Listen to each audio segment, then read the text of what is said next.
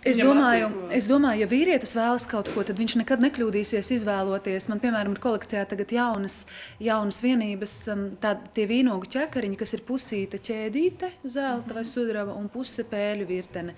Un galā karājas brīnišķīga, tā kā es viņu saucu, sniega vīnogas, baltas vīnogas. Tā ir ļoti pareiza izvēle. Vienmēr būs pareiza izvēle, klasiska ķēde ar melnu vai baltu, vai vienkārši minimalistiskā stilā izveidota ķēdīte ar dažiem akmentiņiem. Tas vienmēr, es domāju, derēs jebkura tipa, jebkura auguma, jebkuras konstitūcijas sievietei. Tāpat arī, protams, klasiskās pēļu virtenītes, kas man ir mazliet tādās interpretācijās interesantās. Un kas vēl varētu būt interesants šo sezonu, ir tādas miksētas krāsainās ķēdes ar sudrabu un zeltu. Un tad vajag zināt vienkārši, kas tavai meitenei patīk, vai sudrabs vai zelts, un tad var tādu virtenīti.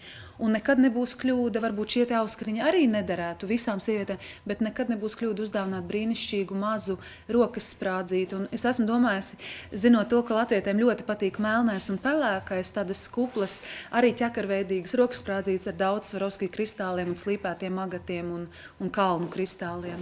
Jā, tas sanāk, ka Auskari ir tie piņķerīgākie no rotas lietu izvēles ziņā. Jā, tur jāskatās katras sejas īpatnības, bet viens man ir jāatzīst, ka šāda tipa pat maziņš mirdzumiņš ļoti, ļoti atsvaidzina seju koptēlu, un viņš mirguļo, viņš varbūt pat nav pamanāms, bet viņš uzreiz sejai piedod tādu īpašu mirdzumu.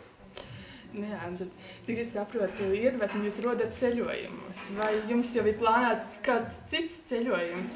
Mani ceļojumi katru mēnesi ved uz Milānu, kur vienreiz mēnesīs dodos ar tukšu čemodānu un pati šobrīd atlasu ar savām rokām vislabākajās vietās akmeņus. Un mana jaunā kolekcija, kur jau ir sākusi tapt, un kura tiks nodot vērtējumam, es domāju, pēc 2 mēnešiem 14. februārī, vēl es nevaru izšķirties par nosaukumu. Man ir pasūtījums veidot kolekciju, lai vīrieši varētu nopirkt sievietēm rotas, un tad es to domāju nosaukt Amore Mio, kas ir mana mīlestība, bet šī, kas šobrīd tiek veidota tieši sievietēm, tādos tumšos, ļoti piesātinātos toņos, sauksies Milāniete, Milanēze, tā, kas šobrīd jau top jaunā. Viena lidojat uz Milānu, atlasat akmeņus, nav bīstami jūs? Nē, nav bīstami. Milānā man dzīvo daudz draugu, un Milānā es esmu 2 gadus dzīvojot, iepazinusi vietas un izmeklējusi, kur ir vislabākā furnitūra, kāda nav atrodama Latvijā.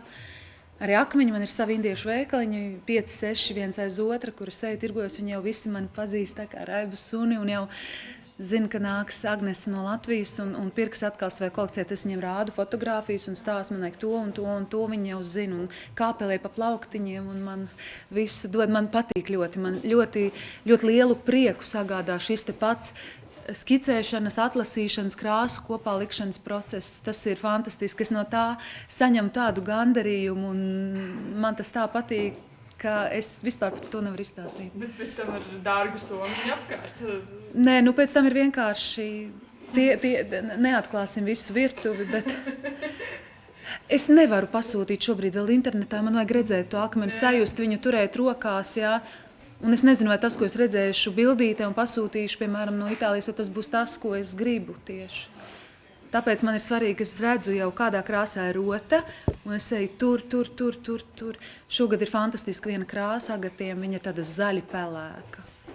Kā saka par drēbēm, tā dizaineru toņi, kur tu nekad neatradīsi tādā parastā veikalā, bet, piemēram, ieraudzīs šādas krāsas akmeni, un tādus, tie ir tie lielie brīnumi. Vai dāmas jau jums jautā konkrētas toņas nokrāsas? Jā, prasa. Šobrīd tiek arī vakarā pasūtīja viens vīrietis savai sievietē. Viņš atrada saitā rokas sprādzīti, un viņš teica, ka viņam vajadzētu arī kaklarot. Un tad rīt jau būs viņam gan kaklarota, gan rokas sprādze. Vai varot uztaisīt tieši tā? Viens laikā, jā. Protams, rotas arī, ja kaut kas gadās, jo bižutērijai var gadīties kaut kādas mazas ķibeles, tad viņas arī mēs piedāvājam salabot ļoti ātri un instruēt arī, kā viņas ir glabājamas un nēsājamas. Kā pareizi glabāt? Pareizi glabā nekādā ziņā nevajadzētu bižutēriju turēt mitrumā, piemēram, vannas istabā uz plauktiņa, jo tur, kur ir tvaiki no dušas vai vannas, tas ir ļoti slikti bižutērijai. Protams, nedrīkst uz bižutērijas nokļūt matu laka Un nekādā ziņā nevajadzētu tajā vietā, kur atrodas krelles vai bižutērija vai rota, lietot smaržas.